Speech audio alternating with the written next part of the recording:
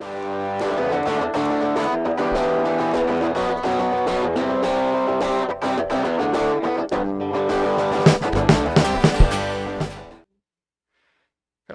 and welcome to Trinity Talk Live, water cooler conversation from a Christian perspective. I am Ken Coughlin. I'm Ben Lander. And we are back for the second week in a row. Woohoo. Woohoo. You know, it seems kind of anticlimactic. I mean, last week was all big, you know, it's episode 150 or 150th episode. It just doesn't have the same punch to say, welcome to episode 151. You know, we got another 50 before we get to a real good milestone. Right, look at it, 49. We're one closer to 200, I guess. I don't know. So anyway, welcome. Thanks for joining us. Did you see, now this, you know what I meant to do? And I forgot. I'm going to see if I can pull this up here real quick. We have, you know, a certain number of people that watch the show online and a certain number that, you know, watch it after the fact. Mm-hmm. And by no stretch of the imagination are we, you know, have viewership out the wazoo or anything.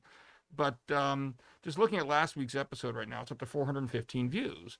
And I kind of wanted, because I know not everybody can necessarily, it's not showing me. I was going to try to do this. I don't know why it's not letting me see it. I know not everybody can watch the show live. And so one thing we used to do in the past sometimes is when someone made a comment on a previous episode, you know, even after the fact, we would try to bring it up and address it at the beginning of the next one. And unfortunately, I mean, if we can get to that, I will try. There was a comment on last week's episode, but for some reason, YouTube's not showing it. It shows me there is a comment, but it's not letting me pull it up. I'm not sure exactly why, but I'll try to see if I can get it another way. Maybe we can slip that in at some point. But I did want to encourage people that, obviously, this is Trinity Talk Live. We are live every Wednesday at 5:30, just about. And while we are live, you know, this is it's an audience participation show, water cooler conversation from a Christian perspective, where you are invited to be part of the conversation. And the way you do that, if you're watching us live, is by typing your comment into the live chat. If you're watching us on YouTube, we are also on the Trinity Joppa Facebook page. If you are watching us on the Trinity Joppa Facebook page, then you can comment on the Facebook video there as well. I have both of them pulled up here on my computer, so I will be able to see. And if I don't see our producer, my lovely wife Mary Kay, behind the camera there, will hold up a sign that lets me know that there's a comment on one place or the other. So please participate in the live chat and be part of the conversation. And when we have a opportunity in the conversation, we'll pause, we'll look at your comment, we'll read it on the air live, we'll respond, we can interact that way as well. Also, any comments on either YouTube or Facebook will appear over there in that box to Ben's left, so you can see and know that we received it. But if you're not watching this live, I kind of want to extend the invitation. I'm going to try to make it work for this week. If I can't, I apologize. But if you do comment on the YouTube video, for example, after the fact, because you watched it sometime later in the week, I think I want to try to start getting the practice of, you know, just as we open up the next week's show, as long as it's not unwieldy. I mean, if we end up getting 500 comments, we don't have, you know, not time for that. But and as long as they're appropriate. As long as they're appropriate. That's true for the live chat as well. So, you know, we'll try to take them up at the beginning of the show. So what I might do is I'm going to try to see if I can... Mary Kay, can you do me a favor? What was our last show? It was a lot of stuff. Episode 150. Yeah, it was episode 150. But can you do me a quick favor? Since you're logged in... Yeah. Can you just open up another tab? Because I'm wondering if it just won't show me the comment because for one reason, maybe I didn't approve it. Maybe there was something that YouTube didn't like about it. I don't know. That's what I'm trying to do. And see if you can pull up the episode 150. But if you have a chance, maybe in between stories, we can address that. Because I do want to not waste a whole lot of time. But I do need you to advance the lower third. Because we've already talked about the next one, too. And maybe we should start a TTL mailbag. There you go. You know. So, hey, now the lower third's been changed. Join the live chat. And started playing a video on me. I don't know if it went out online or not. Sorry, guys. Probably shouldn't have. It shouldn't have. I don't think. Well, it was my headphones, and it was very loud. All right. Let's go ahead and start tackling. We got a lot of stories today, so I want to get into them. And again, the goal here of this program is you're going to hear a lot of things we're talking about, the same things you're going to be hearing out there. Especially our first story. A lot of people are talking about it. But we do try to bring a uniquely Christian perspective to it. So we're going to be talking about these stories with the goal of putting Christ first and see where that leads us. So You think you have the great. comment? All right. Well, we haven't changed that lower third of the first story yet, so now's the time. What's the Well, comment? actually, I did. Are you talking Carmen DeLong 4 days ago? Probably. Go ahead and read the comment. All right. It says the reason the church is seeing decreasing numbers is because Christians are daily eviscerating the word in thought, action, and deed in a painfully obvious way to the casual believing observer. To make matters worse, pastors are being discovered as corrupt and abusive on an alarming level.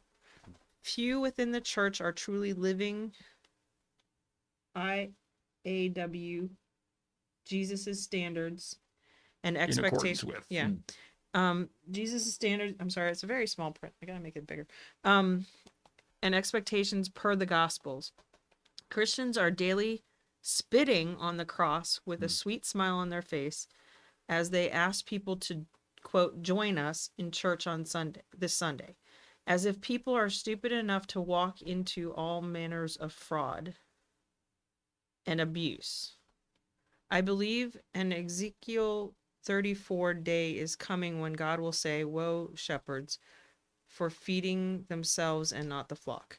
They've turned the church into a social club and some into a cult where the pastors are worshipped instead of God. Woe be to them indeed. Satan lives and reigns within the church more and more each day, but Jesus warned us of this, didn't he? Or were you abiding in him enough to remember and be on guard? You fell asleep at the wheel, didn't you, as you focused on how to profit from his word? All right. Yeah, and I will say this for folks that are kind of taking me up on this offer in the future. We could try to keep the comments a little bit shorter than that. Otherwise, we might have to summarize them a little bit, especially if we get more than one we want to go into. But obviously, this was in relation to our discussion, the last story of the episode last week. We were talking about a survey showing membership in religious institutions, whether it be churches, synagogues, mosques, dropping below 50%. Yeah. So what do you think? Do you think there's anything to... What was the person's name again, Mary Kay? Miss It's D-E, capital D, lowercase e, capital L-O-N-G. Miss DeLong. Ms. DeLong? Yeah, I think actually in that segment, if I'm not mistaken, one of the things that we said as speculative as to why we see that decrease, and one of those reasons that I posited was the distrust in the church. And so I think this speaks to that, certainly, the distrust in the church, because one of the things, Mr. Long, you mentioned was the pastors being exposed as frauds, and the hypocrisy, I guess, is really what kind of surrounds all of that. And we've spoken about it on this program before, and we may end up speaking about it in this very program too. And so I think she's not wrong. I think we have some ground to make up, and but I don't think we need to throw the proverbial baby out with the bathwater either. Yeah. And I think there were 2 points in that comment that to me, that spoke to me. Number one, what you were talking about, the fact that the hypocrisy, well, I mean, we're all hypocrites. That's what the gospel is all about. But in some sense, you could say, but the fallen, prominent Christians. I think it's the idea, though, that we're not living in accordance with him. She said, with a sweet smile. Right. It's still hypocrisy. But the other aspect that I well, think, I mean, there's hypocrisy because you fall short, even though you're trying, and then there's hypocrisy where you're falling short and don't really care. right. The other aspect I think was about the preaching and whether the gospel's really being preached. And I think we touched on that a bit last week too, where we talked about the fact, whatever brings them in has to keep them in. Correct. Yeah. If what's bringing them in isn't the gospel in the first place, then seeing these departures is not all that surprising if they weren't brought in with the true gospel in the first place, and that wasn't what was keeping them there. So I think there's a lot of the same themes we were hitting on there were there in the comments. So anyway, so I just want to invite, because I know not everybody can watch us live, so if you can't watch us live, we're going to try to start doing that. Again, if it gets to be too much, you might not be able to hit all of them, but please share your thoughts in the comment section on the YouTube video. And in the ensuing week, we'll take a look at that, and we'll try to, if there's not too many, we'll talk about all of them. Otherwise, we'll pick some out and we'll talk about them at the startup of the next show. Yeah. Good deal. All right, let's go with our first story today. Ben, what's our first story? All right. Well, our first story needs very little introduction. But you're going to introduce it anyway. I'm going to introduce it anyway. I'm sure you are aware of the very high-profile case that actually just reached a verdict yesterday. It's the case of Derek Chauvin, the police officer, former Minneapolis. Is it Minneapolis? Yes, Minneapolis. Yeah. Police officer, in the case of the death of George Floyd. Of course, we saw what happened last year with the death of George Floyd and all of the surrounding media coverage of that. And now, so his trial has finally concluded, and there were 3 counts that he was charged with. There were 2 counts of murder and 1 count of manslaughter. So there's a count of 3rd-degree murder, 2nd-degree murder, and manslaughter. And he was found guilty on all 3 charges by a jury.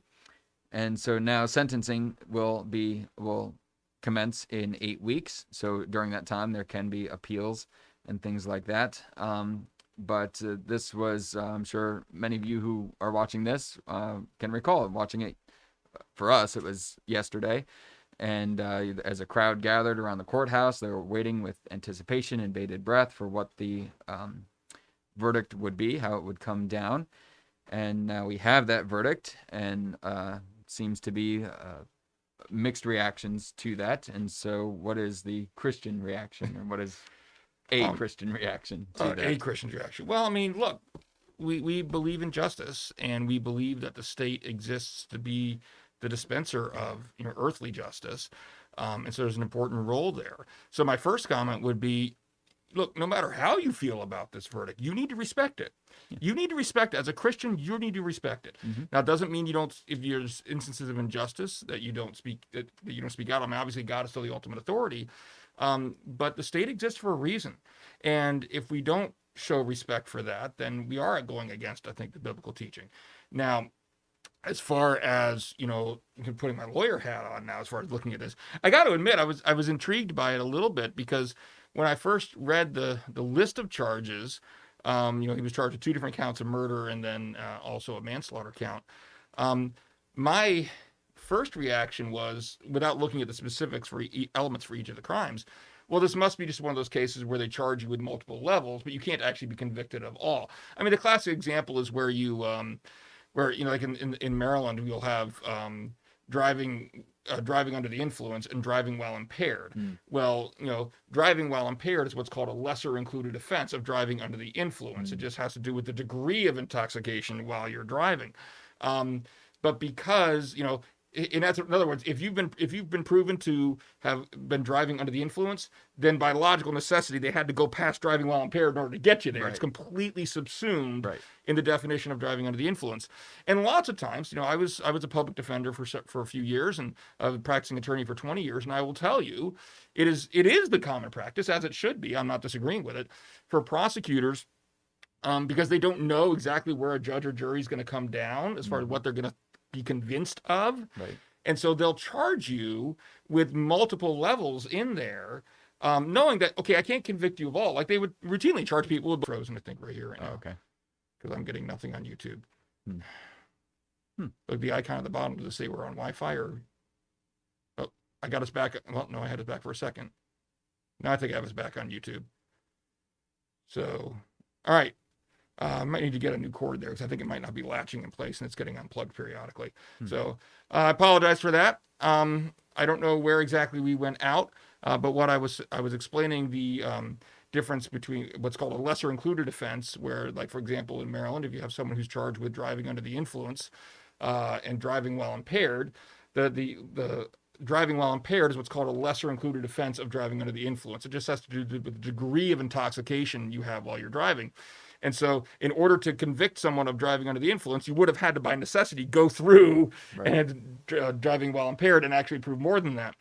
And so when I saw these three charges, I thought that must be the case. And then so much to my surprise, when I saw the conviction come down, it was of all 3 separately. And so I didn't think So that got me looking again, and I do get it now. At least I haven't quite seen the difference between the lower murder charge and the manslaughter charge, and why that's not a lesser included offense. But the higher murder charge, or one of the murder charges, is what's called felony murder, which is where you don't have to intend to kill anyone. You could just you're committing another felony, which in Minnesota they allow that to be assault. So basically, because they say he was committing a felonious assault, and then death results while you're committing that felony, then you can be charged with that kind of murder, even if you didn't intend to kill someone. I mean, the classic example. Second degree depraved heart. Yeah, something. I mean, the classic example is, you're the getaway driver for a bank robbery. Mm-hmm. You're not even one with a gun. You have no intention, but one of your partners goes in. This gets in another factor too, where you can have accomplice liability. But one of your partners during the course of the bank robbery shoots the guard and kills them. You, as the getaway driver, can actually be charged with murder in that because it occurred in the course of the felony, and accomplice liability kicks in. Whereas the other murder charge was one that required them to prove that he had it's basically acted with extreme indifference to a very real risk. And the classic example of that is like if somebody opens fire with a handgun in a crowded area. They're not aiming at anybody. Maybe they're just trying to shoot it up in the air to celebrate, but it's stupid. Yeah. Monumentally dumb. And so that's why at least those two were separate offenses that he was able to be convicted of. So I found that interesting, but that's kind of just my initial thoughts on the conviction and the trial itself. I have some other thoughts about potential appeals and some other things that surrounded it, but I won't go into there yet until you get a chance to talk. Yeah, I'm curious, and I'm not the lawyer, so that's why I defer to you. But I'm curious if that difference and him being able to be convicted on all three counts has something to do with the sentencing. Sure, he can be sentenced on all three separately now. Right, exactly. So if the reason they convicted him on all three is that so it would try to get the maximum time allowable under Minnesota law. Yeah, I mean, I don't know what was going on in the prosecutors' heads, but it's certainly possible. Yeah, because there was another article that I was reading in preparation for this that did say that somebody with Mr. Chauvin's record, he has no criminal record, so typically, even though he can serve up to, I believe, 25 years for each murder count, typically would only be like 12 and a half years with someone with no record, but they've requested that the maximum sentence be imposed. So yeah, I guess I'm going to tread very lightly here because I agree 100% with what you said, that as a Christian, we believe that the government holds the sword, and they do not hold it, willy-nilly. They hold it for the purpose of being that arbiter of justice. And so we have to respect the decision that the jury came down on. I want to throw out a word of caution to anybody who might feel differently about or differently than the jurors, I guess, or that they acted in self-interest or whatever. That a Christian response is to uphold justice, and even if we feel that justice was not served, that we don't conflate justice with vengeance. Romans 12:19 says, it is mine to repay, says the Lord. Do not repay anyone evil for evil, but repay evil with good. And so, and I would say that going all the way back to when the riots started, with Mr. Floyd and his passing, my feeling. It doesn't matter which side is you're on. Exactly. Which we believe. Seek justice, not vengeance. Right. Is essentially what the thing is, and allow the earthly courts to do their job, and failing that, we know ultimately that the heavenly courts are going to be, God is going to right every wrong, ultimately, and so we take solace in that, regardless of what happens. And so our attention now shifts to, prayer and support for the families, and as well as the community at large, and how can we come together after this, now that there's been this really ugly mark on our nation's history. Well, one thing I really liked about the prosecutors, and we don't have to go into this, but I'll say for the record, I'm not going to say whether all three, whatever. I do think he should have been convicted of something based on the evidence that was there. I absolutely agree that he should have been convicted. But I did like one thing the prosecutor said also, and that maybe this was trying. I don't want to say political, because maybe that's a bad connotation to it. But the approach the prosecutor took was, hey, look, this trial is not a trial of police. It's a trial of this individual Yeah. person. And he said, because the worst thing for good police is a bad police officer. And again, speaking generally, I do think that Derek Chauvin was guilty. Okay. But even just taking it outside of this case to more of a general principle, I think that is a very true general principle there. That probably the best thing you can do to try to instill confidence in police officers nationwide is to root out and stop those that aren't doing what they're supposed to be doing. Right, and so justice should be served in this case for some to prevent that from happening in the future. And of course, now the question shifts then to what policy changes are going to be made or have been made in the law enforcement, not only in Minneapolis but also just around the country. And that's a whole other topic, I'm sure. But we do have a comment on YouTube, which Ian, I will get to after. It's actually on a different subject. It's not on this. So I do see it, Ian. I want to let you know that, and we will get to that in a moment. Just let us finish talking about this story first, and then we'll slip that one in, okay? Cool. Yeah, now here's the other thing I was talking about, though, that does bother me, and I'll admit it, and am I going to go jumping off the roof about it? No. Does it surprise me? No. I know how politicians work. Okay, I get it. But I'm not crazy about politicians of any stripe commenting, about ongoing cases that. Now, I'll be honest. I'm a little more. I'm not as bothered by the president's comments as I am by Maxine Waters, for those who don't know, because the president did wait until the jury was. My understanding, at least what he said, was they were sequestered, so the jury wasn't going to hear what he had to say anyway. Yeah. Okay, but Maxine Waters' comments, I think, were wrong. I think they were wrong. And what she basically said was, and this was before the jury was sequestered, and while they could have still heard this, and she made the comment about if he is not convicted. This is not a direct quote. Please Google it for accuracy. But it says if he's not, it's paraphrased somewhat. If he's not convicted, that and she was speaking, I believe it was to a Black Lives Matter gathering of some sort. Again, somebody, if I'm wrong about that, please correct me. Which says if he's not convicted, then we need to essentially take our protesting to the next level. Fine, not a problem with there. But the comment then becomes, we need to become more confrontational. Come on, let's just choose our words wisely here, because you've got to have an awareness of what's going on in this country and how that can be taken. You almost question if it wasn't intentionally. I don't look. You know what? But then we're going to go down the same path, and let's be honest. But people said that President Trump and his comments, at the U.S. Capitol, and whether and he claimed that wasn't intentional, it wasn't how I meant it. And so look, I'm going to be consistent, and I'm going to give everybody the benefit of the doubt. Sure. All right. I did it for him. I'm going to do it for her, and that is that I'm going to assume that she didn't intend it that way. Okay. But just like I said, that maybe the president, could have worded things a little bit better, and be a little more aware of how it's going to come across. Same thing here. Let's be a little more aware of how it's going to come across. Now, in this case, it also has, I don't want to say worse or better, because obviously what happened at the Capitol was horrifying. But it has an additional, maybe it's a better way to put it, implication that while I don't think it will result in these convictions being overturned, it could, because the argument that this defense attorney is now going to make on appeal is not just that one incident, but he's going to talk about other things, publicity and things like that as well. Well, such a high-profile case. Exactly. Very difficult. That did these jurors feel pressure that they had to make a decision based upon something other than the evidence, based upon fear of what might happen, reprisal, things like that. And I just think as somebody who's in such a position of responsibility, like one of our, governing officials, don't give fuel to that fire. Just don't give him that reason. Don't give him that argument. I don't think he's going to win that argument, but you gave him one that you didn't need to give him. Right. So anyway. Which in the end, what does that serve? Exactly. Yeah. Exactly.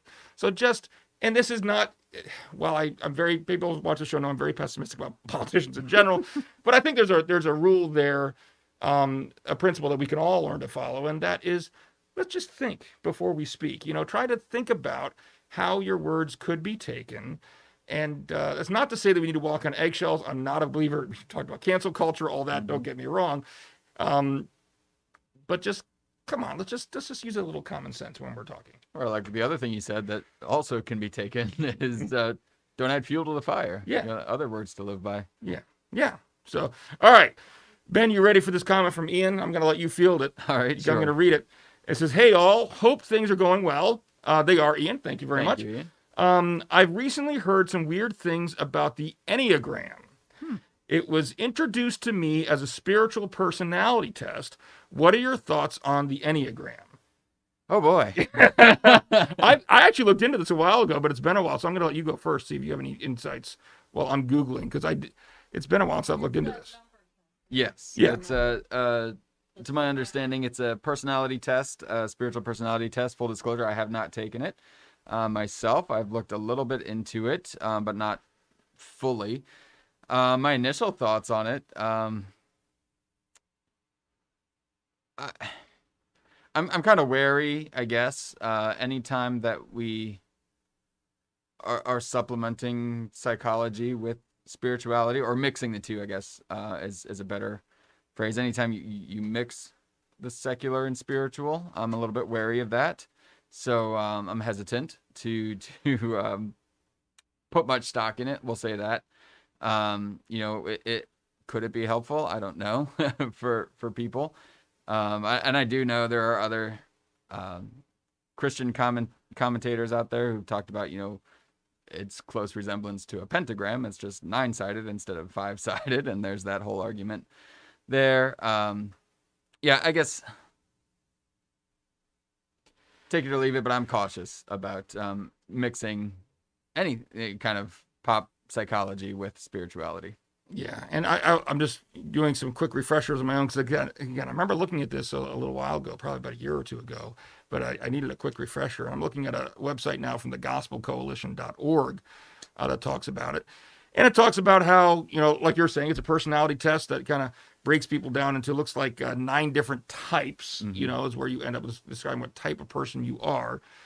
Now, I think some of the, some people who are in favor of the Enneagram say that it's a simple tool to help classify different personality types. It's certainly better than the Zodiac. Okay. You want another question? We can go into that one. No, I'm not a big fan of the Zodiac. All right. Astrology, numerology. Yeah. Yeah. Well, there are other personality tests. They're the ones that come up with the the 4 letters. Well, the Myers-Briggs, Myers-Briggs, right. Which is Myers-Briggs. And those are based on psychology and how, the questions are supposed to delve into the way your brain thinks and processes information. Yeah, I guess the difference with the Myers-Briggs is that it doesn't operate under the pretense of it being a spiritual tool. Right. And that's what I think, where a lot of people object to it. And I guess, Ian, this is where I'll leave it, because I don't claim to know enough about it to really give you a fully educated opinion, other than outlining what the debate is. And that is, number one, like I said, that there is this, it's a useful tool. It's more specific than the Myers-Briggs. The flip side is, apparently, and again, I'm speaking from what I'm reading, the history of the Enneagram is rooted in non-Christian spiritual traditions. All right. And so now this gets back to, should we celebrate Easter? Should we, things like that, and so obviously there's a difference of opinion in there too. But I think this is a little bit different in that, we've talked before about, Easter and its supposedly pagan roots, and I know you and I have talked about, it's like, yes, but that's not what we're celebrating. Right. Whereas here, arguably you kind of are. Yeah. If it is claiming to still be, and I'm open to somebody correcting me here, but if it is still claiming to be something that is kind of spiritually based, and that spirituality on which it is based is antithetical to the Christian faith, then that becomes more problematic. I would agree. Jeanette Harrington here on YouTube says, I feel Derek was not surprised with the results, getting back to what we were talking about. The video of his knee on his neck played over and over again did it for me. Yeah, and 9.5 minutes, 9 minutes and 29 seconds. Yeah, that's going to be hard as a former criminal defense attorney. It's hard to convince me that it's going to be hard to overcome. Yeah, that it's not at least aggravated. Yeah, that's right. Yeah. It's something there, and and here's the other thing I thought with his defense attorney, kind of, I didn't get it. I really, first thing that he did is, I think he should have picked a theory. I think he kind of threw a couple different things out there. And almost came across as, I want to see what's going to stick. You know what? You live or die on a theory. You know, a story is kind of my philosophy. You throw too much out there, you're just going to confuse the jury, and you're going to look like you're just trying to make excuses. Within reason, obviously, there's sometimes you have to do multiple things because there's some really good problems that you need to illustrate or something like that. But one of the arguments the defense attorney made in this case was that the officer, former officer Derek Chauvin, was distracted by all of the people shouting and everything around him. And so the idea being that I think the argument goes that he didn't get up or stop what he was doing, or wasn't really able to pay as close attention to Mr. Floyd's condition because he was worried about his safety from everybody around him. What's interesting about that is that argument kind of concedes that he was paying attention and listening to people around him. And what were the people around him saying? Get off of him. Yeah. So it's like, oh, hold on a second. If he was really that focused on them, that only gave even more reason why he should have been attentive to Mr. Floyd's condition. And add that to the fact, if you're the person on top of this other person and you're distracted and not aware of their condition, then that's negligent also. Yeah, exactly. And, police officers are held to a higher standard. I mean, where in the sense that you do have to be able to be aware of your surroundings and things like that. So, and I don't want to come across like I'm very pro police. I am. I'll upfront say it. I was a criminal justice major. I've done, and it's surprising coming from a former, deputy public defender, but I've dealt with some wonderful police officers in my time, some incredibly ethical and honest ones. I've dealt with some that weren't as well. But I think I told you before, there was a private detective that worked for us in the public defender's office that was a former police officer in a jurisdiction where I used to practice. I'm not going to say specifically, but to give you an example of both, I was on the team of lawyers. I was representing a gentleman who was charged with a series of bank robberies and murders. And he was being held without bail. I can't remember if he wasn't granted bail or he couldn't afford it while he was waiting for his preliminary hearing. Well, this guy that worked for us, you still had contacts in the police force because he hadn't been out of it for that long. And he was able to give us information that the prosecutor's office was not giving us. Information such as the fact that they'd found the money from the robberies in someone else's hotel room. The fact that there was a widely circulated video going across the news media that showed our guy walking into a bank. Well, it turns out that wasn't even the bank that was robbed. And the bank that they were showing him walking into was on the other side of the town, like at least a 20-minute drive from where the robbery occurred, and the robbery occurred 10 minutes later. I mean, it was just, there were some staggeringly bad things. Now, eventually they did drop the charges against the man. But this was an example of a guy that, he had friends, and he wasn't, he did the right thing. And now, granted, he was a former police officer and he worked for us now, but he still, he didn't try to protect his buddies or anything like that. He did the right thing by this defendant. So, yeah, I've dealt with a number of very, very good police officers over time. So I want to say that too. So, hey, let's get on to a more lighthearted story, shall we? Sure. Speaking of politics, who's going to run for president in 2024? Would you believe Dwayne "The Rock" Johnson? All right, I'm overstating it a little bit. He hasn't said he's going to be running for president, but it's interesting that apparently, I don't know who conducted this poll. I don't think that the story said. Some poll came out which said that 46%. I'm sorry. Jeanette Harrington says, I'm pro-police also. I have several in our family. Thank you, Jeanette. Yes. Supposedly, according to this poll, 46% of Americans would support Dwayne "The Rock" Johnson running for president in the next presidential election. And, in typical Dwayne Johnson style, if you ever see him talk in public, he always comes across as very humble, very, it's like, I'd be honored, do what the people want me to do. If the people want to choose me for this and really want me to do it, I'd be honored and privileged to serve the people in this way. What's funny about this is Dwayne Johnson, until this most recent election, I don't think he ever openly advocated. Maybe I'm wrong. Maybe he wasn't very political. He might have advocated. I know he's advocated at various times in his career. I think for both sides. I think he did support somebody running Republican office for president probably about 10, 15 years ago. And then he did, of course, come out and he did endorse now President Biden in this last election. But he's not exactly known for being a very political guy. He's not. And so what do you think about, not just about, his response to this, but the poll itself saying 46% of people would support Dwayne Johnson? First of all, I'd be interested to see who conducted this poll and how true of a sampling that is. I mean, I didn't contribute to this poll, so I don't know. But no, actually, it is the title actually of this article is a little bit misleading because he then goes on to talk about, well, yeah, like you're saying, he's kind of, well, I don't even want to say feigning humility. It probably might be true humility where he's saying, well, I'll do whatever the people want. But then later on in the article, he talks about how he's not as seriously considering it as maybe the article's letting on, because really he's talking, it's this show that he's doing called, let's see, it's called Young Rock. And it's fictionalizes his older self running for the presidency in 2032. So it's part of this show where he's learning more about what the duties and responsibilities of the president are. And so he's finding that fascinating. He's wanting to learn more. And he says, even in here, he says the meetings that he's been having about, learning about what the president does, he says, are just really to understand more and to learn more. The idea of running for president has been very flattering, that a good amount of people have been wanting me to run. And honestly, it's so flattering, but I feel like the most respectful thing I could do is just learn as much as I could possibly do.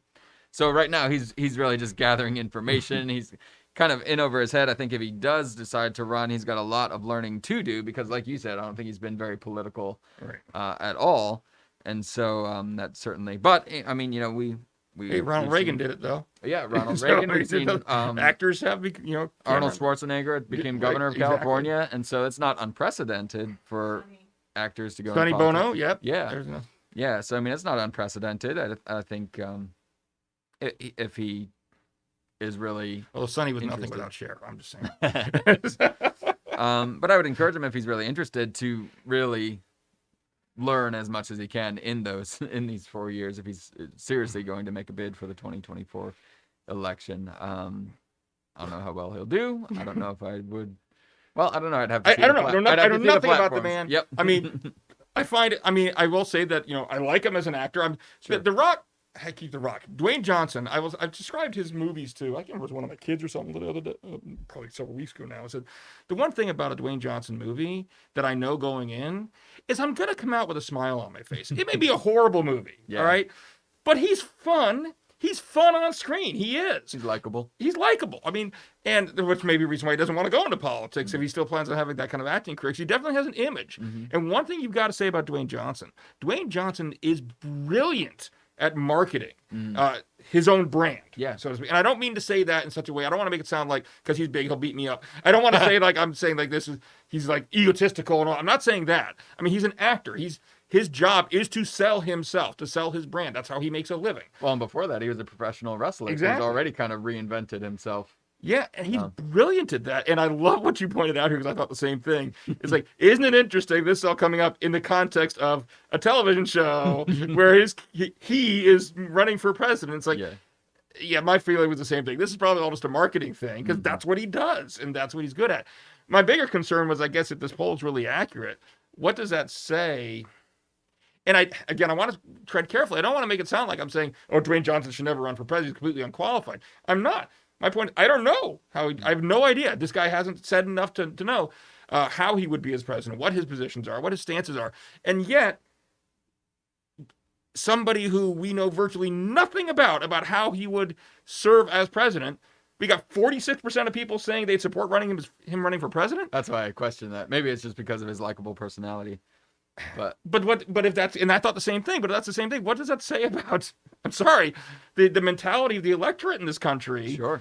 That we elect on personality, likability, not necessarily the issues. People don't, I think the issues become secondary sometimes, as far as it's all a matter of, it's sales, it's razzle dazzle. I want to, if I can create an image of a politician that the people will like and latch onto, that image is what gets them elected, not necessarily their position on particular stances or things or issues, things like that. Yeah, that's a good point about what it says about the electorate. I mean, take into account how many, whatever percentage it is, I don't know, but I'm sure it's some percentage of voters who write in Mickey Mouse or somebody on their ballot, just basically to throw it away. So yeah, I'm sure there is a definite. Well, I guess I can at least say that I think people are dying to be able to vote for somebody that they like. You might be onto something. Yeah. I get that. And by like, I don't mean like they like their politics. They like them as They a person. feel they're a likable person. Yes, they like them as a person. And I feel like right now our choices, or for maybe for a long while, our choices have been, well, I can back his politics, but I don't really like him as a person. Mm. You know? Or I really just, I feel like people are just dying to like the president. I guess our As a major person. choices. Yeah, our major choices. Because I mean, I like Ben Carson as a person. Yeah, absolutely. No, I get you. I But it always understand does that, seem to but boil down I'm to... talking about maybe the people who are actually on the ballot. Right. Yeah. Okay, who are ultimately on the ballot. Mm-hmm. Because none of us have a say completely in who makes it, all the choices that make it onto the ballot. True. Even if you're in a, because even if you're Especially in a, registered independents like you and I, because but well, even if yeah, that's right. even if you're registered Republican or Democrat, you only have a say in who from your party gets on that ticket. And if your person doesn't get on there and you have some, When that you raised that actually raised an interesting thing I read in this article that I thought that Mr. Johnson said. He talked about the fact that it's called a united country, as we know, is its strongest. I want to see that for our country. So he wants a united country, and I applaud him for that. We talked about that, unity. We had to do an episode a few weeks ago about what that means. What do you mean by unity, obviously? But unity properly construed, I agree with him on that. My question is, how would you go about doing that? Because right now, as a practical matter, you're not raising the money to run for president unless you get the endorsement, the nomination from one of the two major parties. And right there, you've already got a mark against you from half the country. Yep. And so I don't know what the answer is. That's why I'm not in politics. Now, if there was a poll asking who would want to go see Dwayne Johnson's next movie, I would say yes to that. Sure. I like him as an actor. I don't know what is his next movie. I know his Jungle next Cruise? TV show. It's Young Rock. You know what? But I haven't gotten into that because I don't think it's really him. I think I think he probably comes on periodically, but it's about the young kids. Like, no, let me see The Rock as an actor. I think Jungle Cruise might be his next movie that's coming out. I'm not sure. So I don't agree with a lot of things he said. I believe, and I could be misspeaking here, but I don't believe he is a Christian, and so I would disagree with him on that. But I like him as an actor. He's fun. So, all right, let's go on to our next story, shall we? Sure thing. All right, this next article comes from ChristianHeadlines.com, and this is talking about Dave Ramsey. Many of you may know Dave Ramsey if you've followed him. He's kind of a big name in church circles. He founded Financial Peace University. He's got a lot of material out there about how to manage your money God's way, things like that. But anyway, he's in this headline. He's in the news now because he's being sued, or rather, his company owned by Dave Ramsey. It's what is the company? The company name is the Lampo Group, but they do business as Ramsey Solutions. Yeah. Right? So Lampo Group / Ramsey Solutions is being sued for discrimination, religious discrimination, specifically, and cites certain things about the, overall atmosphere of the work environment, that despite being a family-friendly place to work, that specifically the main argument or complaint that the plaintiff is bringing up is how the Ramsey Group handled COVID-19. That basically employees were discouraged from working from home, that preventative measures such as masks and things like that were discouraged. Ramsey has, been quoted as calling people who wear masks, quote, wusses, and some other things. There's also some other allegations in here about other former employees being fired for premarital sex. So there's another woman in here who became pregnant, and so she was let go. And so there's religious discrimination under here, that it created what they call a cult-like atmosphere, that you were expected to have a unwavering devotion to Dave Ramsey and his views on how he should run it. And so also there was a OSHA complaint filed against the company, to which he threatened to fire an employee who had filed that complaint. So certain things coming out about his leadership style, per se. And so the results of this lawsuit are still pending. However, Ramsey Group seems to be confident that I guess they're going to settle it in court. And I don't know. Wait, so they said the same thing every big company does when they get sued. Is that right? Yeah. Yeah, okay. pretty much. Yeah. So what's your take on that? Are you a follower of Dave Ramsey or? I do. I mean, follower. I don't know. Have I heard his radio show? Yes. Do I know who Dave Ramsey is? Absolutely. Yeah. Do I? There's a lot here, and there's as a lawyer, there's questions I have that I don't know the answers to. First of all, where to start? I'll start here. We as Christians need to be consistent. If we, we do see examples in this world, in this country, of Christians being discriminated against because of their faith. We do. I said it. There it is. Mm-hmm. All right. The flip side of the coin is that we need to be consistent and, make sure that other people of other faiths aren't being irrelevantly discriminated against because of their faiths. Mm-hmm. I say irrelevantly, and that should apply for both Christians and non-Christians, because certainly there are certain jobs and positions where it is relevant. Yeah. All right. You can't, somebody who's a Muslim can't insist on being hired as the pastor at a Christian church. Mm-hmm. All right. And vice versa. So there are certain religious duties, religious jobs, what we call ministerial employees in legal lingo, that yes, you are allowed to, and you should be allowed to have a religious test for. I mean, the classic example is, excuse me, we got a Christian school here. Our teachers are ministerial employees because they teach. I don't care whether you're teaching math, science, if you're teaching, language arts, part of you coming to a parochial school and learning at a parochial school is that the gospel is integrated into the entire lifestyle, everything that's taught. Yeah. And so we teach, for example, that 1 + 1 = 1 in our math class. Sorry, that's a Trinity joke. See what you did there. No, but seriously, so there are certain +1 + 1 is 1. 1 plus Yeah, what did I 1 say? plus 1 1 plus 1 plus plus 1 is 1. Yeah, Yeah, exactly. I didn't hear the third one. Maybe I missed the third one, but I don't know. Who cares? It was a joke, and by the time we have to explain it this much, it loses its power. It was very funny. Thank you. Anyway, but the flip side of the coin is there are also certainly jobs where it shouldn't matter. And in my understanding, while clearly Dave Ramsey is a Christian, and even his financial philosophy is based in a biblical basis, a biblical foundation. And so I can certainly see an argument on his part that anybody who is obviously that works for him, that's obviously directly responsible for advancing that philosophy, has to believe in it. Even, I guess it'd be odd to have the scenario, but I guess theoretically you could say, well, you don't have to be a Christian, but you have to believe in all of these Christian financial principles. Right. It's like, it seems like that's just not going to happen, obviously, but I get that.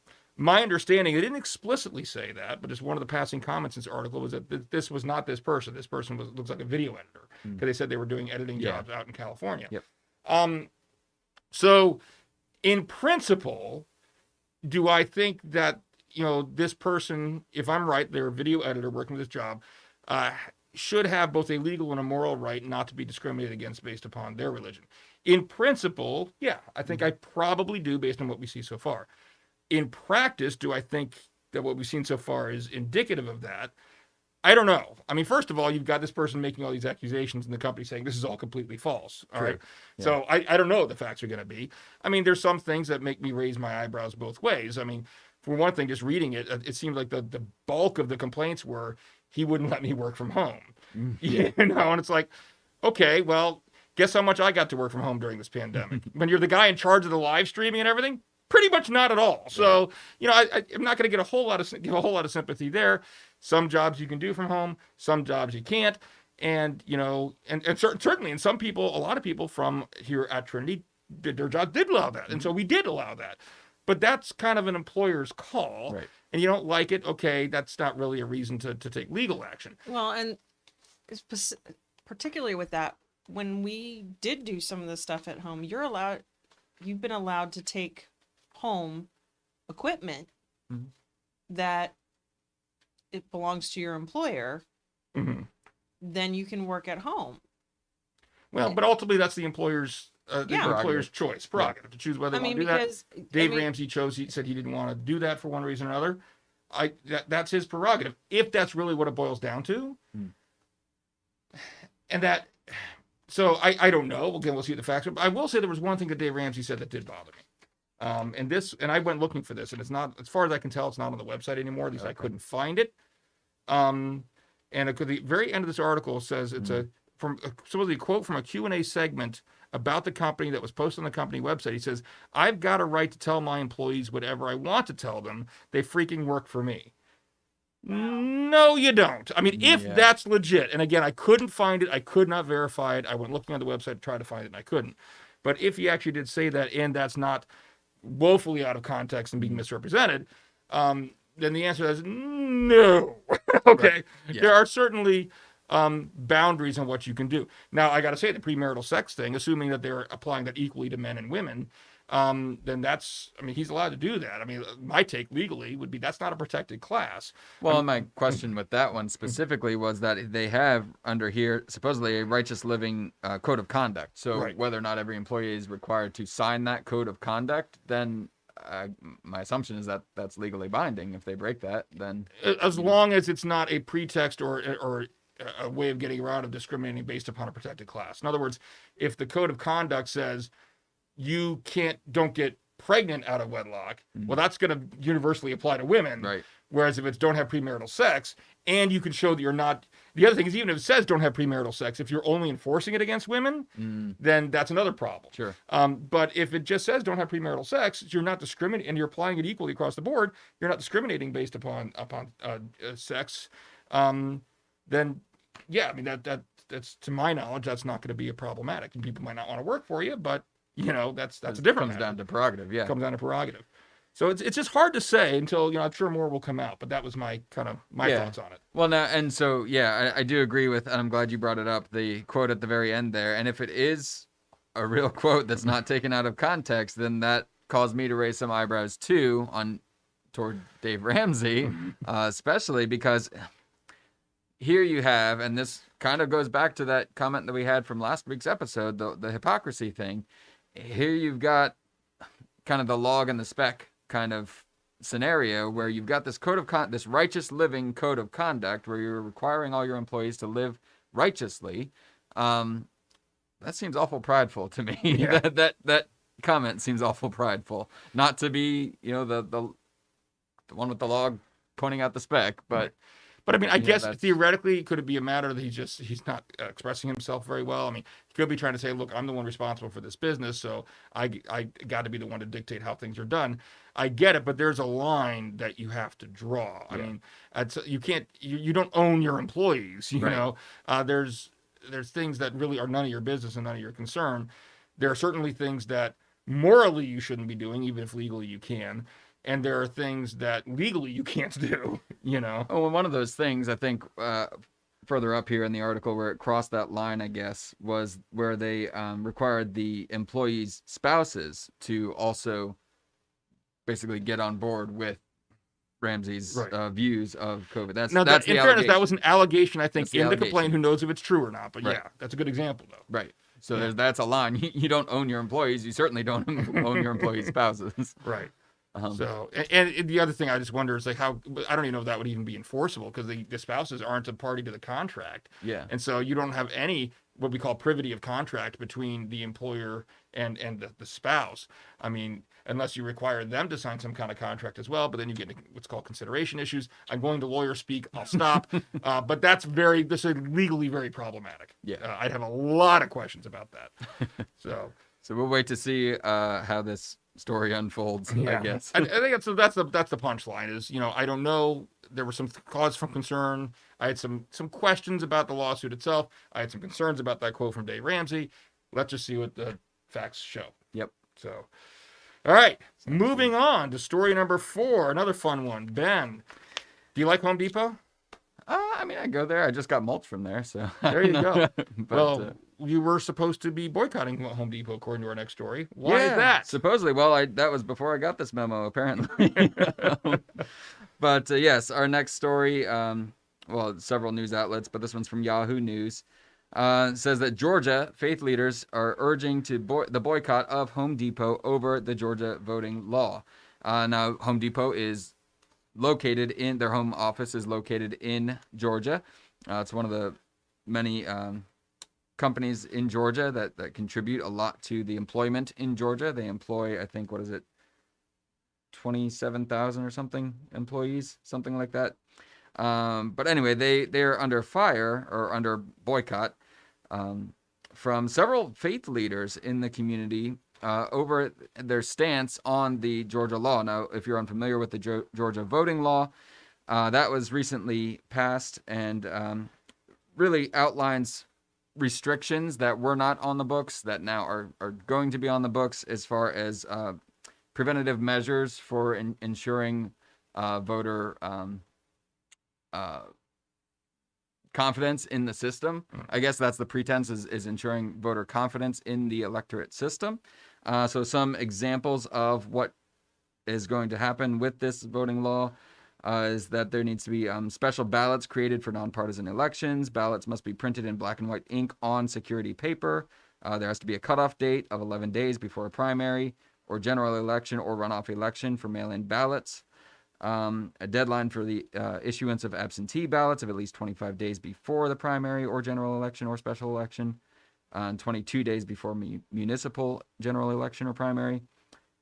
Here's a big one that I guess people have taken issue with is that they're now requiring a driver license number, ID card number, date of birth, and the last 4 digits of a social security number or other approved form of identification must be printed on the outside of an absentee ballot.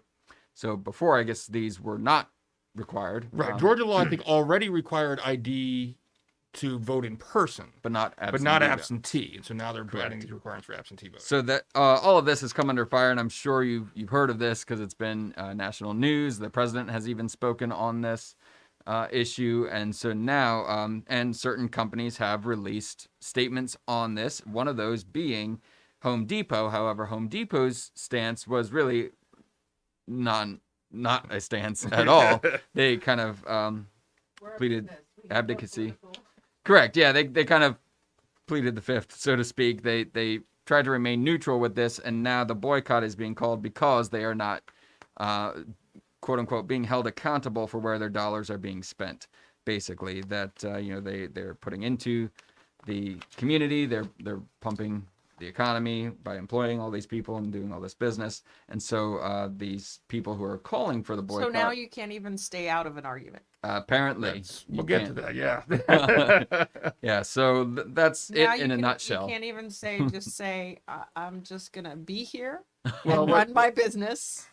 What Home Depot actually said, and their quote was, the most appropriate approach for us to take is to continue to underscore our belief that all elections should be accessible, fair, and secure, period. So they made a general statement, but they didn't say anything specifically about this particular law. Unlike other companies, Coca-Cola, Delta, yep. Who are also big Georgia employers, who did issue statements that were critical of the law. And so now many Republican lawmakers I've seen are actually calling for boycotts of Coca-Cola and Delta. Right. Here's the difference. All right. And here's what bothers me. And I will tell you point blank, I disagree with these faith leaders' call for the boycott. Yep. And it gets to what Mary Kay was just saying a second ago. If you want, look, if a corporation, and this was established by the Supreme Court a few years ago, in the Hobby Lobby case, if a corporation wants to donate political funds, if they want to express an opinion on something political, then they absolutely have the right to do it. They have the legal right to do it. If they do, then you can expect the people that agree with you are going to praise you for it and disagree with you might call it to boycott you, whatever it's going to be. There are ramifications if you do that, but they're no different than ramifications from you or I speaking out about it. Somebody wants to boycott Trinity Talk Live because of something we said here today. They are entitled to do that, Full disclosure, we're not lobbying very often. What scares me about this claim or this request for a boycott is what Mary Kay was hinting at. It's like, now this isn't, you said something I disagree with, therefore I want to express our opposition to what you said. This is, we want to force you to speak. Yeah. You didn't speak. We want to make you speak. And not only do we want to make you speak, we want to make you speak in the way that we agree with. Right. So we don't even have the freedom to not speak. Correct. That's, I mean, we have the freedom to. This isn't a legal question. This is a moral question. And it's a matter of, morally. So you're getting canceled for not saying yes, something, cancel or culture not is now saying it the right extending. way. It's bullying. It's a bullying and tactic. faith to leaders pressure. should not be involved in that. Well, that's well, okay. But I'll play devil's advocate. Okay, here. yeah, you're gonna tell me that what if somebody's advocating murder, blah blah blah. Well, there are certain issues that the faith leaders actually should be involved with, and there's political issues that people consider political issues, abortion, that I think that faith leaders certainly do have a legitimate claim to. So I don't want to say per se just because they're faith leaders shouldn't have opinion. What I do want to say is, I don't agree with your opinion, and not only do I not agree with it, I pretty strongly disagree with it. Regardless of how I feel about this particular law, my issue has nothing to do with how one side or the other side's position about this particular law. I have my opinions about this law. I was about to say it might surprise people, probably wouldn't, because surprise, surprise, there's some things I think I'm okay, some things I'm not okay with. That's kind of my MO around here. But my issue with this story is just that. It's that now this, people want to say there's no such thing as cancel culture. I beg to differ. And have we seen, we have seen examples, I'll be fair, we've seen examples of this on both sides of the political aisle. But in this particular instance that we're talking about is someone saying, I want to force this company to speak up, and I want them to force them to say what I want them to say. And if they don't do that, then I'm going to call for a boycott against them. And that just bothers me to no end, because, I mean, nobody, I don't care whether you're a company, an individual, nobody should be in a position, I mean, unless you're like the president of, some particular association, that's the job of the association to advocate for things like that. Yeah. Otherwise, nobody should be forced to speak. Can I just say something? I honestly don't remember where I heard it from, so I could have heard it from you, Ken. I hope it was right then. Well, I just remember hearing vaguely about this, not about Home Depot, but just about people calling for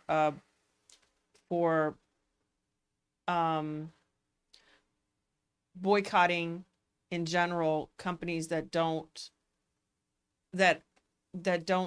call out on political issues. And it was particularly on voting laws in general, where ID was required in order to vote. Now that's about all I heard. IDs were required to vote.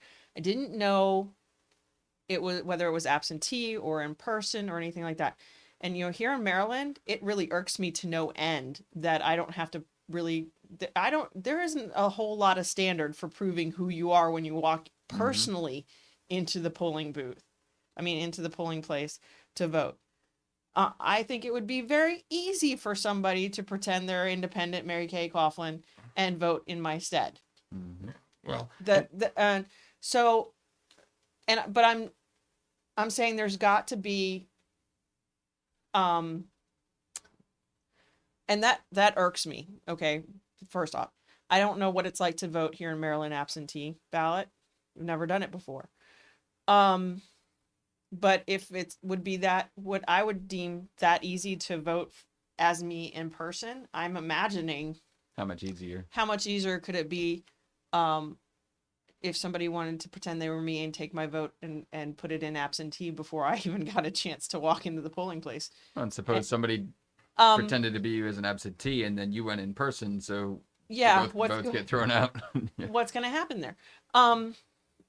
But what I heard, what stood out to me was that some of these, somebody was reporting tongue in cheek that some of these companies that are upset with the Georgia voting law, I think it was the Georgia voting law they were speaking to in particular,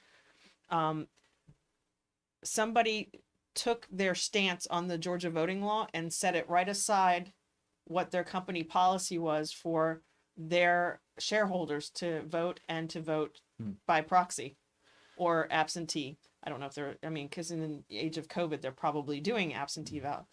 And some of these companies that were upset with the Georgia voting law had stricter requirements for their shareholders, That's a good point. then, or this is what was being reported. Now, I don't know.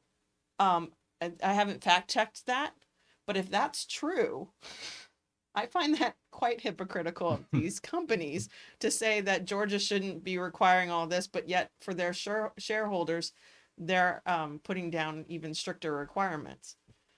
I find that ironic. I just I throw that out there. It's something that people should look into to see if what I was hearing is true. I think the danger too, and this is, some of it does talk about in this article is the collateral damage of, boycotting somebody like Home Depot, who employs a lot of Georgians, that it's not the employee's fault or anything. So a boycott has a lot of collateral damage. If you boycott this company and they go under, then there's a lot of employees out of business. And now something like Home Depot, that's a large corporation, it's a lot harder to do that to have that effect. But I mean, where does it end if there's this type of pressure from people, And let's cancel culture? And let's just put it forth there that we're not saying that the collateral damage, as you're talking about it, if you're boycotting them because of a corporate policy, like if they, were treating their workers unfair or something like that, that's something entirely different than just how they phrased what they said about something as, Or in this case, their Or unwillingness to really Yeah. take a Yeah, stance. exactly. so I mean that's not something about the way they run their business and the anyway. Yeah. So I could very easily see the case of a small business that got caught up in some kind of similar situation, that a call to boycott them, and they could very easily go under, and you've got collateral damage there. Yeah. Which is why it's a dangerous, slippery slope. It is, and it's just like I said, regardless of and we could go into all the merits and demerits of these voter ID. Well, even this, I mean, there's a lot. I think that even the Georgia law is being kind of billed as a voter ID law, and I think that's a lot. There's a lot of misunderstanding there. I think like we mentioned before, ID was already required to vote in person. This was just the only ID element of this was, that what you mentioned about the absentee ballots. But there was also a whole lot more to this law than just that. But my point is, regardless of how you feel about it, pro, con, whatever, number one, big advocate of marketplace ideas. I think you should be able to express it if you want to, whether you're an individual, whether you're a corporation. But I also think you should be free not to. Yeah. And at the moment we start getting to the point where we're trying to force people to speak up on our behalf, through this types of method, that's I worry about where we're going as a free country if we could do that. Yeah, cancel culture is proverbially placing a gun to their head to say, make a stand. Yeah. One And way you're or right. another. Well, I don't think that's going to have any kind of impact on a company like Home Depot. I don't think you can say that it necessarily isn't. I mean, there have been examples where large companies have taken very swift downfalls. But it's a risk, and it's and regardless of whether and that doesn't make it right. Right. And I guess my point, Exactly. the fact that they wouldn't be harmed by it anyway doesn't make it right. Correct. They should be free to make their own choice about when they want to speak up and when they don't. Which sets a precedent. Exactly. Right. I mean, let's say, how would you feel if somebody told you, let me give this perfect example. Let's suppose that you work in the private sector and your employer says, unless you join X political party, or unless you come to this political function, fundraiser, or unless you post on your Facebook wall that you believe X about this particular policy, you're fired. Are you telling me people would be outraged by that? Yes. Absolutely they would. Yeah. That's what's being done here, just on a corporate scale. Yeah. That's the threat. And so, I mean, if you wouldn't want to, well, there's some kind of rule. It's not that a bronze rule, Golden silver rule. golden rule. Do unto others you want them to do unto you. Do unto you. Yeah. If you wouldn't want it done to you, then you shouldn't be doing to other people. And that's really what I disagree with most strongly about this. Absolutely. So, all right, we got one more story today. And it's our good old friends over at Planned Parenthood. Actually, a very. Are we friends? I missed that memo too. Sorry. We bring them up a lot on the show. So, Sarcasm was dripping there a little bit. But you may surprise you. I think I'm going to say something positive.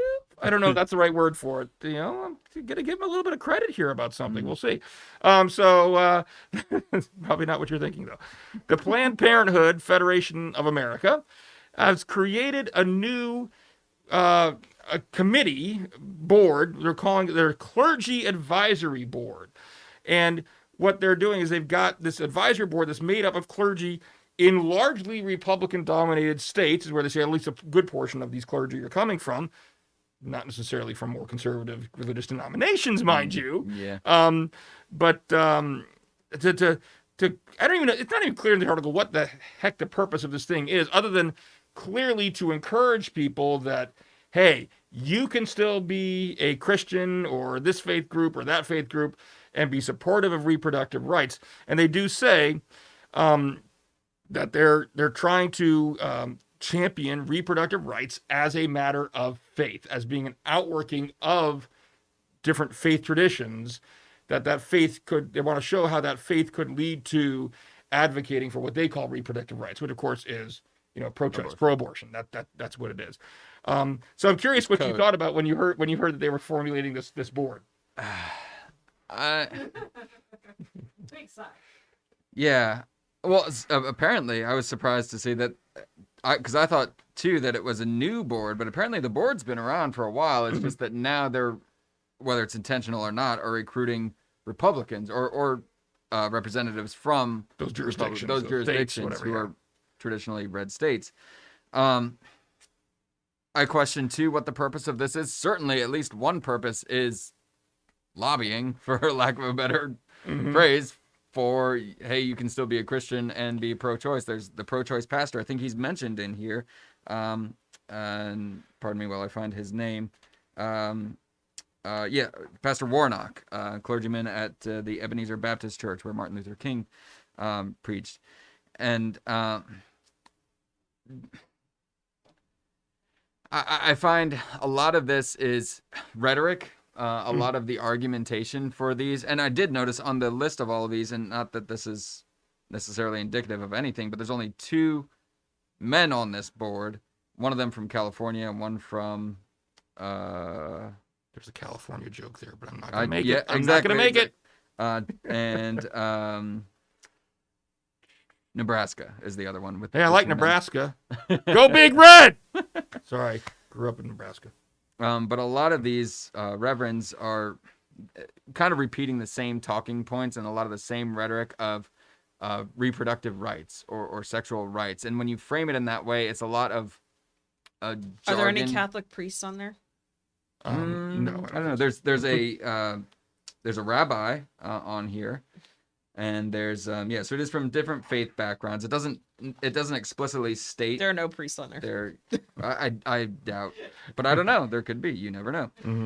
But yeah. So bottom line, I think whenever you hear a lot of these things like reproductive rights or sexual health rights, that it's a right of every individual to have health care for, you know, reproductive health care. That's, you know, who wants to argue against that? It's a rhetorical smokescreen to kind of mask, you know, yeah, our intention is to ease people's consciences about faith and abortion not mixing together, and they're trying to mix those, and in my opinion, trying very heavy-handedly to do so, and I am not persuaded by that argument. I don't know, what are your... I think it's exactly what they're doing. Yeah. And that's what I'm gonna actually give them some credit here.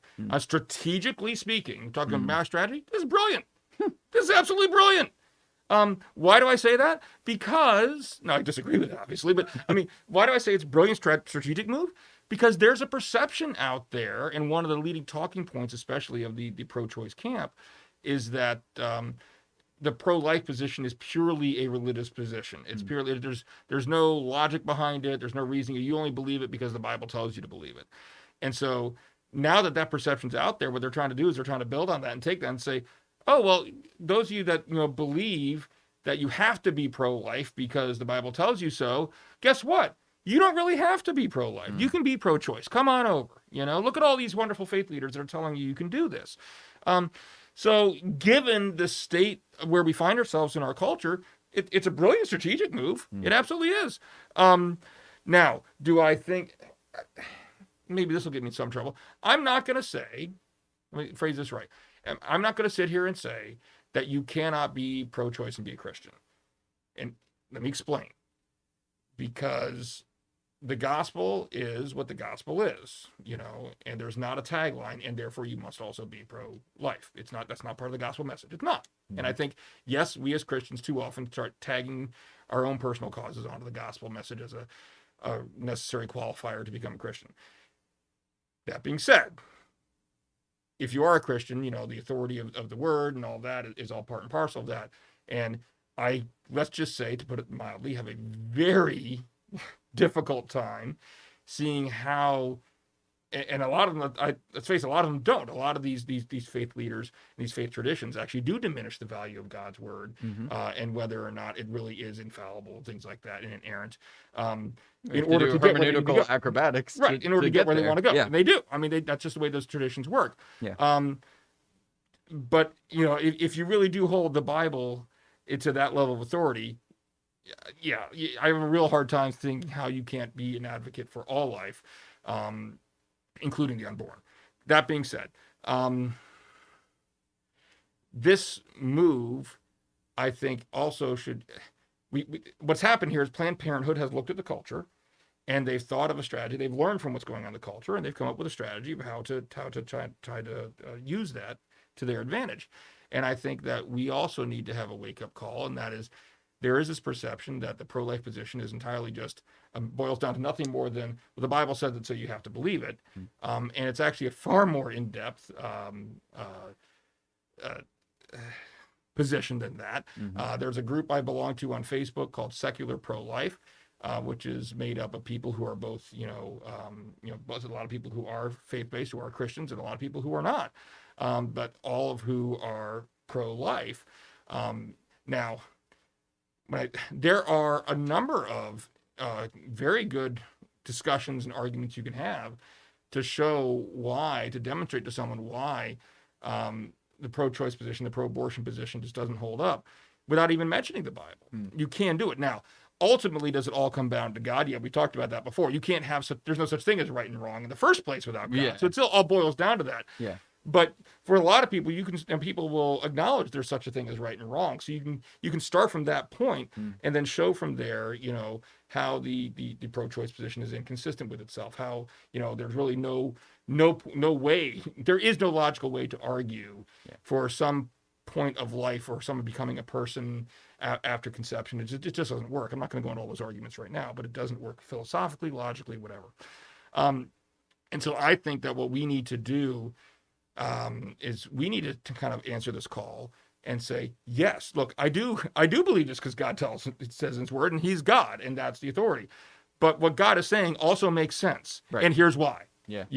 So people can see there's more depth to the position than that. Well, and using this same rhetoric, if it really were about a woman's right to reproductive health care, then the focus should not be primarily on abortion when, statistically speaking, very few cases of abortion are because it's causing the mother mortal danger. So really the focus then, if it's about providing a woman's right to reproductive health care, it should be about carrying the term or caring for the health of the mother through the pregnancy rather than terminating it. Yeah, as far as health of the mother, that is statistically virtually non-existent nowadays by modern science. But that's an argument that gets raised up, and like I said, the percentage where that's actually the case in modern medical times is, for all intents and purposes, zero. The other argument here is rape and incest. It comes up. That works out to be about, if I remember the statistics correctly, between 1% to 2% of overall abortions are because of matters of rape or incest. And so when people bring that up, the argument, the response I like to give, it's like, okay, let's let's leave that aside for a moment. Let's say that I were agree with you that abortion should be allowed in matters of rape and incest. All right. Would you then agree with me, since that's all you're arguing, that we shouldn't allow it in the other 98% of cases? And of course, that's not a step that they're willing to take. Right. So it's really not about rape or incest. Right. It's what's called universalizing the exception. It's a logical fallacy where you want to take the exceptional case. The same thing with the death of or danger to the mother that you talk about. And then extrapolate it to and universalize that so it applies to everybody, even though it's a minuscule case. It's no logical approach to take. Yeah. But that's where we were talking about Roe v. Wade and everything. I can't remember how many months ago now we had that episode, but we talked about how the health of the mother and everything was one of the considerations in a lot of these laws. When we were breaking down the trimesters and all this. But health of the mother lots of times now is getting interpreted much more broadly to include like mental health, emotional health. I remember talking and so now what's happened is that argument, kind of a recognition, I think, of that argument that when we're talking about physical health, that's virtually non-existent now. Yeah. So now in order to make that argument hold up, we've got to expand it. Yeah, right? exactly. You know, so anyway, but I just think that's it's a trumpet call for those in the pro-life camp to kind of look and see what Planned Parenthood has done here, realize why they're doing it, why it's a good strategy, what they're targeting, and say, okay, now how can we similarly be aware of what's going on in the culture and how can we respond? And I think that's how we do it. So you don't shy away from the fact that yes, God is the ultimate authority. Of course he is for those of us that are Christian, but it's just kind of like Romans 1:20, you know, where, you know, everything, what God's invisible qualities are apparent by what he's made and everything like that. So that same thing. God's authority is still his authority. But if we look to the world and we look to the world of reason and logic and everything, we can see where what he's said also makes a lot of sense. Let me show you why, you know? So, and then that kind of avoids that whole problem of, oh, you just read it in the Bible, so you believe it. Right. You know, it responds to that. All right. Anything else here today? Some good discussion. It was a good discussion. And we did not hit 151 minutes, even though it was our 151st episode. Are we going to say how we technically didn't hit 150 minutes? Okay, we did. Last week I'm very upset. All right. It wasn't supposed to be an hour and 150. It was an hour and 50 minutes is what we were supposed to get to. What we jokingly said that we got to. An hour and 50 minutes for 150th episode. But because we had so many technical difficulties at the beginning of the episode, similar to what we did tonight, I got to replace that Ethernet cable. Don't let me forget that. When you took out, because YouTube kind of takes out the parts when it wasn't getting a signal. And so we actually came in, I believe, 22 seconds under an hour and 50 minutes. So we didn't act. But you know what? Here's how I'm going to justify it. But we started out this episode by talking about one of the topics from last episode, so we can latch that onto it, and we made it to an hour and 50 minutes for 150th episode. I am. So, hey, just a reminder, if you're not watching this live, you're watching this after the fact, we mentioned at the top of the episode, one thing we're going to start trying to do is to try to respond to some of those comments at the beginning of the next show. So if you do, if you're not watching it live and you have a thought about something we say, please put it in the comments section on the YouTube page, because we will check back on that, and then we'll bring some of those up at the very start of next week's episode. We are here every Wednesday, generally speaking, at 5:30 p.m. If you can join us live, we love that, because obviously that allows us the opportunity to actually interact with you through the camera. And so please, if you can't join us live, join us live. If you can't, still participate, comment, and we'd love to hear from you. I am going to say one other thing, and I don't know why it's not showing up here. You know, it's not even showing up, so I'm not even going to say it. But theoretically, we're supposed to have the ability to accept super chats now, and I don't know why it's not showing up. So I'll figure that out before next week. But we appreciate all the support for the channel here. Obviously, share the video, subscribe to the YouTube channel if you haven't already. Tell your friends about the program and everything else we have here to offer on the channel. We really appreciate it. It's our mission. We're to use this as a ministry. This channel, unlike a lot of others out there, this is not a personal channel. This isn't my YouTube channel. This is not Ben's YouTube channel. This is Trinity's YouTube channel. But most importantly, this is God's YouTube channel. And that's what the mission is. You know, we're trying to use this, especially in today's day and age when so many more people are receptive to seeing things online, maybe than they were even before. To use this to fulfill the Great Commission and get the gospel out to the four corners of the world. So we can do that even better with your help by you sharing and telling people about it. All right. Did I miss anything? I think you covered it. All right. Mary Kay, did I miss anything? Nope. Okay, good. Thank you, Mary Kay, for being our lovely producer as always and keeping us not in line. But although you hold up signs, tell us to shut up, but we don't always listen. And we're up to 80 minutes now, according to that. No, wait, that's not right. How many minutes are we up to? 85 minutes now. All right, we'll wrap it up. Thank you, Ben, very much. Appreciate a good conversation. Thank you to everybody who commented today, and thank you to everybody who is watching either live or later. We appreciate every single one of the viewers. See you all next week at 5:30 on Wednesday. God bless.